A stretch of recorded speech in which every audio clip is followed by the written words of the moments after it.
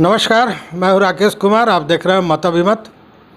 आज हम बात करने जा रहे हैं विपक्षी एकता की। लगातार नीतीश कुमार विपक्षी एकता को बनाने के क्रम में लगे हुए हैं। इसको लेकर कई जगह उन्होंने यात्राएं भी की, कई नेताओं से मिले। 12 जून को पटना में विपक्षी एकता के लिए सभी विपक्षी पार्टी के नेताओं की बैठक बुलाई गई थी, लेकिन बैठक को रद्द कर दिया गया। इसके पीछे क्या कारण है? फिर अब एक नई बात आई है कि 23 तारीख को यह बैठक होने जा रही है। इन सारी चीज़ों पे हम वार्ता करेंगे और उसके साथ यह भी बात करेंगे, ये भी जानने की कोशिश करेंगे कि इसका असर बिहार की राजनीति पर क्या होने जा रही है। और बात करने के लिए हमारे साथ हैं वरिष्ठ पत्रकार और राजनीतिक विश्लेषक चंद्रभूषण पांडे जी। तो सर, सबसे पहले आपका बहुत बहुत स्वागत है। धन्यवाद। सर, ये जो पटना में मीटिंग होने जा रही थी 12 तारीख को, जिसको रद्द कर दिया गया, तो सबसे पहले तो ये जानना चाहेंगे कि इसको रद्द करने के पीछे क्या कारण आपको नज़र आता है? विपक्षी एकता की मुहिम की शुरुआत जैसे हुई थी तो वह सफल होते दिखाई दे रहा था और बड़े ही उत्साह से बिहार के मुख्यमंत्री नीतीश कुमार जी विभिन्न राज्यों के मुख्यमंत्रियों से जा करके उनके राजधानी में मिल रहे थे और मिल करके सबों से अपनी वार्ता कर और उस पर बड़ा संतोष जाहिर कर रहे थे। लग भी ऐसा रहा था कि यह मुहिम तेज़ गति शुरू में ही पकड़ लेगा, हालांकि अभी समय बहुत बाकी है। समा बध रहा था कि सभी लोग अब एक हो जाएंगे और एक होकर के ये श्री नरेंद्र मोदी जी की सरकार के खिलाफ में मजबूत आंदोलन चलाएंगे। इधर इन लोगों की पहली बैठक आहूत की गई पटना में 12 जून को, और यह आइडिया पश्चिम बंगाल के मुख्यमंत्री ममता बनर्जी ने नीतीश कुमार को दिया था कि जेपी की भूमि है, आप पटना में ही जो है सो मीटिंग आहूत कीजिए। राजनीतिक चिंतक लोग यह बात बताते हैं, समझते हैं कि ममता बनर्जी के द्वारा इस विपक्षी एकता की प्रथम बैठक को पटना में आहूत करने की राय देने के पीछे उनकी मंशा क्या थी, यह बात समझना जरूरी है। पटना में आहूत करने का मतलब है कि यह नेतृत्व नीतीश कुमार को मिले, न कि कांग्रेस के खड़गे या श्री राहुल गांधी को मिले। कांग्रेस से भीतर ही भीतर जो दूरियां हैं ममता बनर्जी की, वह इससे स्पष्ट हो जा रही थी और नीतीश कुमार को भी यह सूट कर रहा था, इसलिए कि विपक्षी एकता की मुहिम जो श्री नीतीश कुमार जी चला रहे हैं वो तो खुद नेतृत्व चाहते हैं। बिल्कुल ऐसे राजनीति में इनकार करते हैं बाहर में, लेकिन उनकी जो मतलब कि भीतर से जो इच्छा है वह प्रधानमंत्री के उम्मीदवार के होने की इच्छा है। उनके पार्टी के कई लोग इसको बोल भी चुके हैं खुलेआम। हाँ, तो यह तो प्रचार हो रहा है और नीतीश कुमार जहाँ जाते हैं उनके पार्टी के लोग को यह स्लोगन लगाते हैं कि अगला प्रधानमंत्री कैसा हो तो नीतीश कुमार जैसा हो। तो ये सब मुहिम चल रही है और वो अपने से यह बात नहीं कहते हैं, लेकिन उनको भी यह सूट किया। और उसके बाद कांग्रेस से भी मिले और श्री खड़गे से, राहुल गांधी से, इन लोगों से मिले, शरद पवार जी से मिले, उद्धव ठाकरे से मिले, अखिलेश यादव से मिले, स्टालिन से मिले, हेमंत सोरेन से मिले, डी राजा जी से मिले, उसके बाद ये येचुरी साहब से मिले, भट्टाचार्य जी से मिले, सभी नेताओं से जो क्षेत्रीय दल हैं या राष्ट्रीय दल हैं और इनके नेताओं से ही मिल करके इन्होंने सबसे बातें की और इस पर एकजुटता इन्होंने बताई, दिखाई। तो तय हुआ कि 12 जून को यह बैठक पटना में आहूत होगी और सभी तैयारियां शुरू हो गई थी। यहाँ तक कि यहाँ भी पटना के विज्ञान भवन में जो है सो इसके मैंने तैयारी शुरू कर दी गई थी और जिसका जो है सो जा कर के निरीक्षण भी खुद कर रहे थे, जो नेता लोग कैसे बोलेंगे, कैसे बैठेंगे, ये सब तय हो गया था। लेकिन कांग्रेस ने इस मीटिंग में वो खड़गे साहब जो उनके अध्यक्ष हैं और राहुल गांधी, ये दोनों आदमी ने बाद में सूचित किया कि हम लोग इस मीटिंग में भाग नहीं ले सकते हैं, कुछ कारण अपना बताया। उधर देश के बाहर होने की बात हाँ, राहुल गांधी के देश के बाहर होने की बात उन्होंने कहा। उधर स्टालिन ने भी कुछ अपना निजी कारण दिया। और इस तरह धीरे धीरे नेताओं ने इस मीटिंग में भाग न लेने के लिए इनको सूचना देना शुरू किया। सबके अलग अलग कारण थे। और इस सब के बाद तुरंत ही नीतीश कुमार ने इस मीटिंग को पोस्टपोन कर दिया, प्रेस कॉन्फ्रेंस करके, कि यह मीटिंग जो है, जो बैठक होने जा रही थी, इसको स्थगित किया जाता है फॉर टाइम बेइंग। मीटिंग के इस विपक्षी एकता के इस महाबैठक को पटना में के डेट टालने के बाद यह मैंने समाचारों के लिए बड़ा मैंने महत्वपूर्ण हो गया और लोग तरह तरह का आकलन करने लगे। अखबारों में भी समाचार आने लगा कि इसके पीछे कारण क्या है। तो सभी अखबारों को देखिएगा तो उसमें विभिन्न राय आया और भीतरी सूत्रों से भी पता चला, राजनीतिक सूत्रों से, कि विपक्षी एकता की बैठक का स्थल का चुनाव पटना और विपक्षी एकता की बैठक की अध्यक्षता कौन करेगा, ये दोनों मुद्दे भीतर ही भीतर बन गए। मतलब मेन मुद्दे यही थे। मेन मुद्दे यही थे कि विपक्षी एकता की बैठक अगर पटना में होती है तो नीतीश कुमार इसकी अगुवाई कर रहे हैं इधर, तो इसकी अध्यक्षता नीतीश कुमार कहीं करेंगे। अगर नीतीश कुमार अध्यक्षता करेंगे तो विपक्षी एकता के ही नेता होंगे और प्रधानमंत्री के उम्मीदवार भी हो जाएंगे। तो कांग्रेस जैसे राष्ट्रीय दल इस बात को कैसे परहेज कर सकती है कि निगल सकती है कि क्षेत्रीय दल का नेतृत्व में वो मीटिंग में भाग लें, बिल्कुल, जिसकी अध्यक्षता दूसरा आदमी करे, जबकि राहुल गांधी प्रधानमंत्री के उम्मीदवार हैं, घोषित उम्मीदवार हैं, और उस हैसियत से वो अपना देश विदेश में मूव करते हैं, देश में राजनीति करते हैं, देश को एक सूत्र में बांधने का काम कर रहे हैं, मोहब्बत का दुकान खोले हुए हैं। तो यह बात तो उनको गले नहीं उतर सकती है। तो स्थान और अध्यक्षता ये मुद्दा का जन्म हो चुका है। इस मीटिंग के पहले ही यह मुद्दा खड़ा हो गया है और इस पर खुल करके तो बातें होंगी नहीं, भीतर ये बातें राजनीतिक रूप से गुपचुप चल रही हैं। तो जब ये इस अखबारों में सुर्खियों में जब यह आने लगा कि ये सब कारण हो सकते हैं, तो कल बुधवार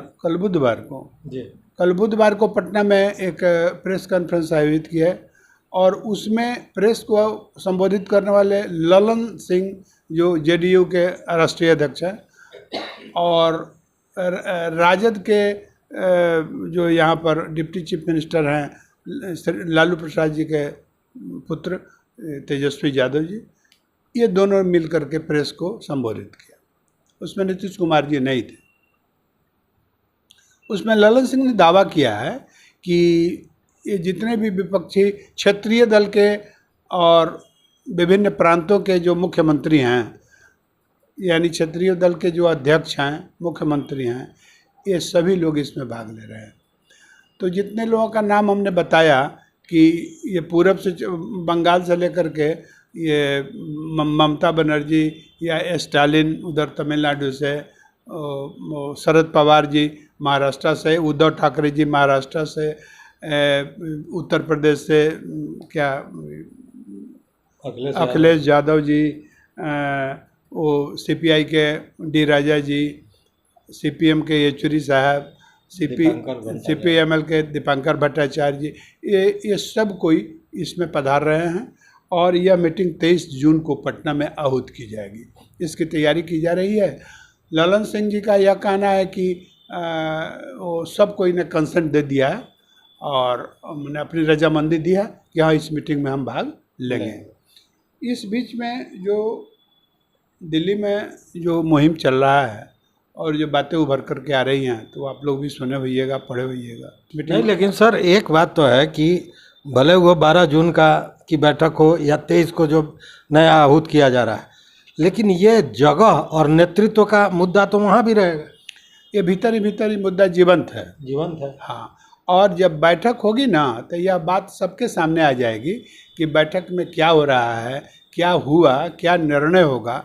तो हम लोग इंतज़ार कर रहे हैं कि 23 की बैठक पहले हो और इसमें कौन कौन भाग ले रहे हैं और भाग लेने के बाद में बैठक की दशा दिशा क्या रहती है, इससे बहुत बातें उस समय स्पष्ट हुई। एक बात जो 12 जून वाली बैठक में थी कि कांग्रेस एक राष्ट्रीय दल होते हुए एक क्षेत्रीय दल के नेता के नेतृत्व में कैसे बैठक में भाग लेगा, तो ये सवाल तो फिर वहाँ भी पैदा होगा। हाँ, ये सवाल तो मन में पैदा हो ही चुका है।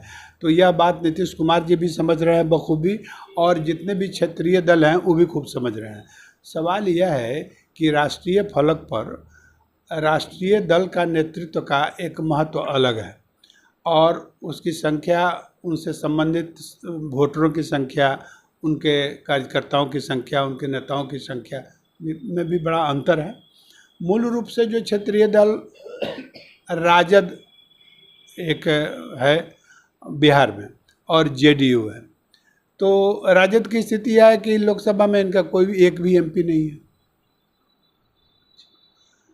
इनका है नीतीश कुमार जी का, तो इनका 15-16 लोग एमपी है जो पहले से जीते हुए हैं, लेकिन विधानसभा में इनके 44 सदस्य सिर्फ मात्र हैं। क्षेत्रीय दल का एक बहुत छोटा सा रूप है। इसके मुकाबले अगर आप कांग्रेस को देखिए तो कांग्रेस बहुत बड़ा जो है सो व्यापकता उसमें है।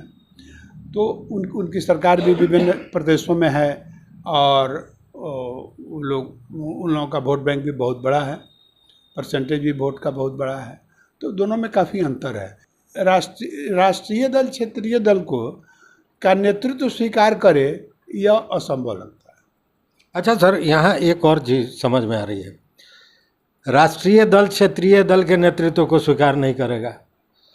अभी जो ये लोग कह रहे हैं, पहले तो ये हो रहा था ना कि ये विपक्षी दल का माने फर्स्ट फ्रंट बनेगा, लेकिन हमको लगता है कि ये थर्ड फ्रंट नहीं हो जाए। थर्ड फ्रंट इसलिए कि जो क्षेत्रीय दल है उसका नेतृत्व ये करें और कांग्रेस अलग से साथ में हो। में भी हो सकता है ऐसा, क्योंकि सर हम इसलिए ही पूछे हैं कि ममता बनर्जी कभी भी निगलने को तैयार नहीं होंगी कांग्रेस के नेतृत्व, क्योंकि दोनों आदमी में अखज है भयानक।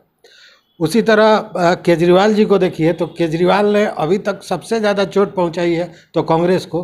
दिल्ली छीन लिया, पंजाब छीन लिया, तो कांग्रेस नहीं कहीं से पचा पाएगा आम आदमी पार्टी को। हाँ बिल्कुल, ये सही बात है कि कांग्रेस के लिए आँख की किरकिरी है आप पार्टी। तो कांग्रेस का सबसे ज़्यादा निशाना या क्रोध अगर किसी पर है तो भाजपा से पहले आप पर है और दुश्मनी भी है। और उनके दिल्ली और पंजाब के नेताओं का जो बयान आप पढ़ रहे हैं तो उन लोगों का कहना है कि साहब इसको साथ हम नहीं दे सकते हैं। पार्लियामेंट में ये राज्यसभा में चाहते थे कि हम जो बिल आए वो अधिकार छीनने का मुख्यमंत्री का और लेफ्टिनेंट गवर्नर को अधिकार देने का, उस अध्यादेश के खिलाफ में जो है सो मैंने हम लोग वोट करेंगे और सरकार को गिरा देंगे, मैंने सरकार के बिल को गिरा देंगे। तो इस पर कांग्रेस के नेता इसका भारी विरोध कर रहे हैं, खास करके पंजाब और दिल्ली का। और कांग्रेस पार्टी के खड़गे जी जो अध्यक्ष हैं इस बात को वो कह करके निपटा नहीं सकते हैं, वो बड़ा विरोध हो जाएगा वहाँ। काहे कि कार्यकर्ता ही पार्टी चलाता है, नेता पार्टी नहीं चलाता है। तो अगर ये उस स्थिति में इनका सपोर्ट करेंगे तो इनका भी वोट खत्म हो जाएगा, जो भी है वो भी साफ हो जाएगा। तो इससे कांग्रेस को बहुत बड़ा घाटा होगा। कांग्रेस को कोई मुनाफा नहीं होने जा रहा है। कोई भी दल कोई भी काज करती है तो वो अपने मुनाफे के लिए करती है, अपने पार्टी को धंसाने के लिए नहीं करती है। तो इससे स्पष्ट है कि विपक्षी एकता की अध्यक्षता अगर क्षेत्रीय दल करता है तो ये मान करके आप चलिएगा कि यह मुहिम बहुत थोड़े ही दूर जा कर के बिखरेगी, बहुत थोड़े ही दूर ये आगे बढ़ सकती है, इसकी यात्रा लंबी नहीं होगी, इसलिए कि कांग्रेस अलग हो जाएगा। और संख्या के अनुसार, राज्यों के अनुसार आप स्पष्ट रूप से समझते होंगे कि कांग्रेस अगर इस मुहिम से बाहर हो जाए तो सरकार कोई नहीं बना सकता है, कोई नहीं बना सकता है। कांग्रेस को छोड़ करके कोई नहीं है जो बना सकता है। और कांग्रेस ने अभी एक चुनाव जीता भी है, तो यूफोरिया है और उनको उत्साह है और वो लोग उत्साह से लगे हुए हैं। और टिकट का बंटवारा जब शुरू होगा तो कांग्रेस हर जगह अपना पुराना लाइन से आजमाएगी और ये लोग देंगे नहीं, तो वहाँ भी जा कर के एक बहुत बड़ा चेक पोस्ट होगा और वहाँ से भी बिखराव होगा। लेकिन अभी तो यह दूर की बात है, अभी जो यह पहले बैठक हुआ, कुछ आपस में बातें हों, यही यात्रा हमको लगता है कि यह बहुत कम दूरी की होगी अध्यक्षता को लेकर के। जब तक राहुल गांधी को मुहिम का अध्यक्ष नहीं बनाया जाएगा, कांग्रेस को सुकून नहीं हो सकता है, नहीं होगा। और वह दाएं बाएं का जो है सो बराबर चाल चलती रहेगी। यहाँ तक कि तो कांग्रेस सरकार जब पहले भी सरकार बनाई है, विभिन्न समयों में जब किसी को मेजोरिटी नहीं था तो वो किसी की सरकार को बनाने में चुपचाप रहती थी, थोड़ा सपोर्ट भी कर देती थी, 6 महीने के अंदर में उसको गिरा भी देती थी। तो ये सरकार तो गिराती रही है पहले से, तो उसके हाथ में संख्या बल होता है, तो गिरा देगा। क्षेत्रीय दल के पास उतना वोट है नहीं, तो ये लोग जब वोट बैंक नहीं होगा, मतलब कि इनके पास अगर एमपी नहीं होंगे तो सरकार चला कैसे पाएंगे। तो ये क्षेत्रीय दल की अध्यक्षता को स्वीकार करना बड़ा मुश्किल चीज़ है। और आज लोग कह रहे हैं, एक उत्साह में कह रहे हैं कि नहीं हम लोग सब कोई बराबर हैं, तो सब कोई बराबर तो होता नहीं। नेता सब कोई बराबर होता है ऐसा कहने के लिए लोग कहता है, नेता तो सब बराबर होता नहीं, एक दूसरे को तो लगाता नहीं। हर पार्टी का अपना है कि हम आगे रहेंगे, हम आगे रहेंगे। आज जिसका एक भी आदमी विधानसभा में नहीं है, लोकसभा में नहीं है, वो भी जो है उसको कहता है कि हम बहुत राष्ट्रीय दल हैं, हम बहुत बड़ा दल है, हम किसी से समझौता नहीं कर सकते हैं, हम समझौता करके आगे नहीं बढ़ेंगे। आप देखिए ना वामपंथी पार्टियों की स्थिति अभी हिंदुस्तान में क्या है। इसमें एक से एक विद्वान लोग हैं, बहुत बड़े बड़े अच्छे लोग हैं, चिंतक लोग हैं, लेकिन चिंतक होना, विद्वान होना राजनीति के लिए जरूरी चीज़ नहीं है, उसके यहाँ कोई आवश्यकता ही नहीं है, क्योंकि संख्या बल है नहीं। हाँ, तो संख्या बल अगर आपके पास नहीं है तो आप कितना भी बढ़िया आइडियोलॉजी रखिएगा, लोग उसको नहीं मानता देगा, तो आप सरकार में आपका कहीं कोई जगह नहीं है, आपकी बातों को कोई नहीं सुनेगा।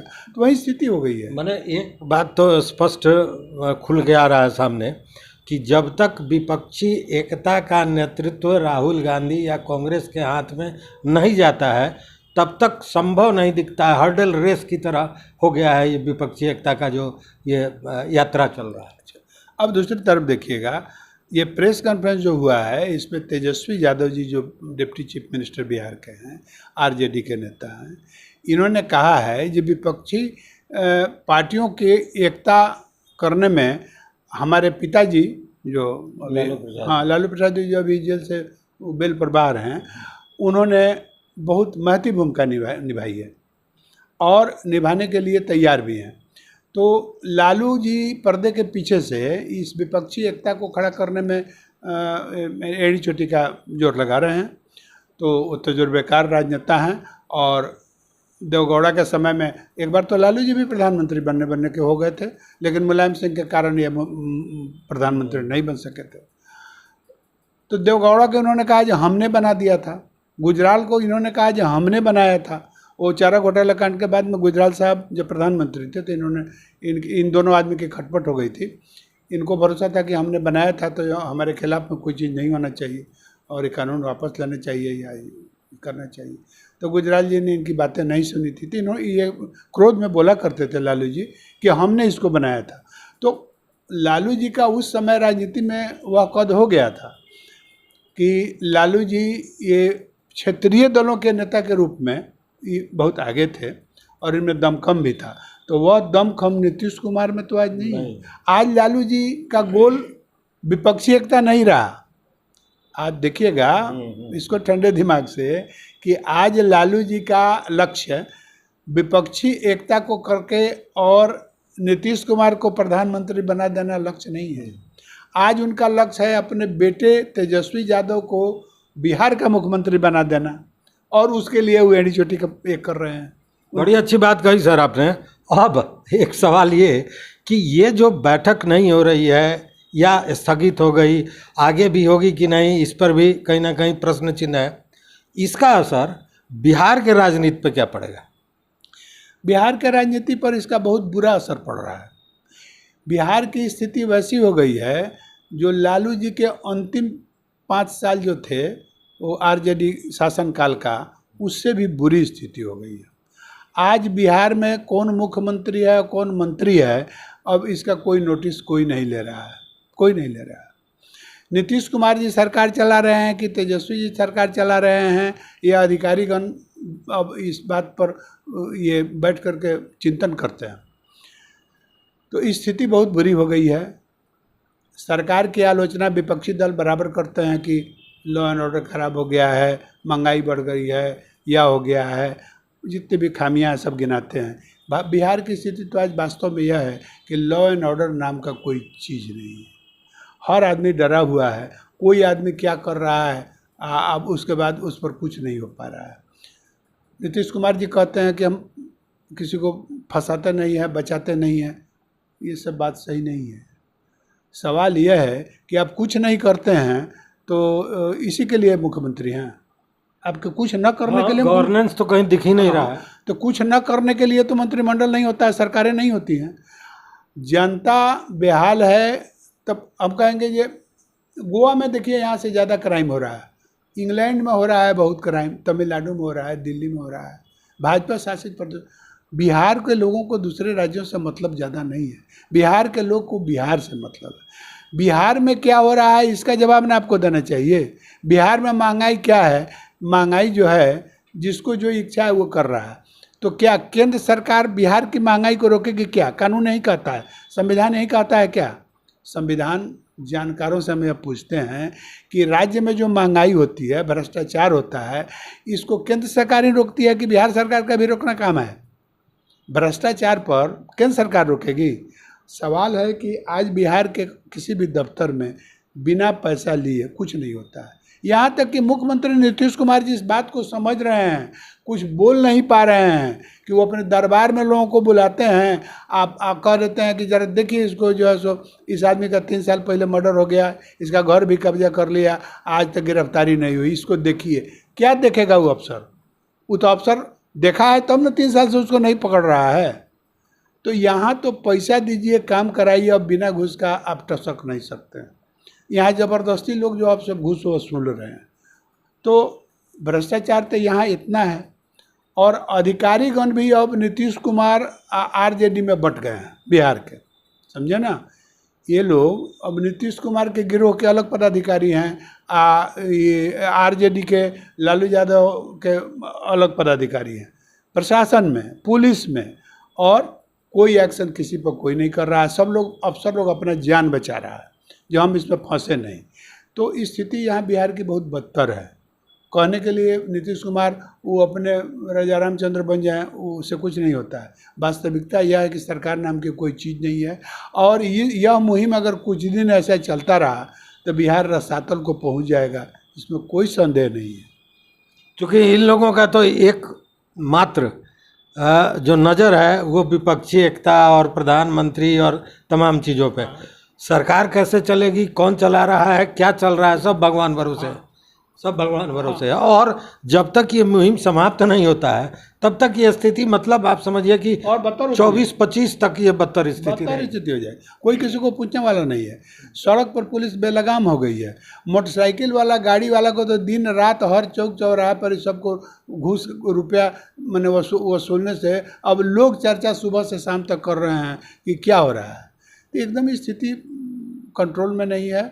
जो पदाधिकारी जितना भ्रष्ट है उतना ही दिन से अपने जगह पर बैठा हुआ है, उसका ट्रांसफर भी नहीं होता है। मतलब इस सब के पीछे आप ये कारण मानते हैं ना कि नीतीश कुमार का बिहार पर से नज़र नहीं हट के ये जो राष्ट्रीय वो अपने मुहिम में लगे, तो ठीक है, हर आदमी का अपना अपना स्वतंत्र। नहीं तो असर तो बिहार में खराब हो रहा है। अगर प्रधानमंत्री सिर्फ बनना है नीतीश कुमार को, तो हम लोग तो चाहेंगे जो प्रधानमंत्री बने बिहार के, तो उनको राज्य से अलग हो करके, अपने को अलग करके इस मुहिम को तेज करना चाहिए। राज्य मुख्यमंत्री तो ऐसा हो जो दिन रात जो है सो अपने समस्याओं से चिंतित हो। तो मुख्यमंत्री जो विधानसभा में जिसका बहुमत है वो तेजस्वी यादव हैं आरजेडी के, तो उनको बैठा देना चाहिए। और उसका इंतजार भी वो लोग कर रहे हैं। लालू जी को बेचैनी इसी बात से ज़्यादा है। और जिस दिन ये मुख्यमंत्री बना देंगे उनको, उसके बाद लालू जी का गोल खत्म हो जाए। वो मुख्य प्रधानमंत्री बनने से उनको कोई लेना देना नहीं। तो स्थिति यह है कि इनकी जो पृष्ठभूमि है राजनीति की, और जो इन्होंने आज तक इनको लोगों ने देखा है, तो नीतीश कुमार जी पद छोड़ने वाले नहीं हैं। यह जो है सो मुहिम सफल होने वाला लगता नहीं है। तो इस बीच में बिहार के लोग पीसते रहे। मतलब मिला जुला कर इसका लबोलुआब यही है कि भले विपक्षी एकता की बात होती हो, लेकिन सब कोई अपने अपने निहित स्वार्थ के लिए काम कर रहे हैं।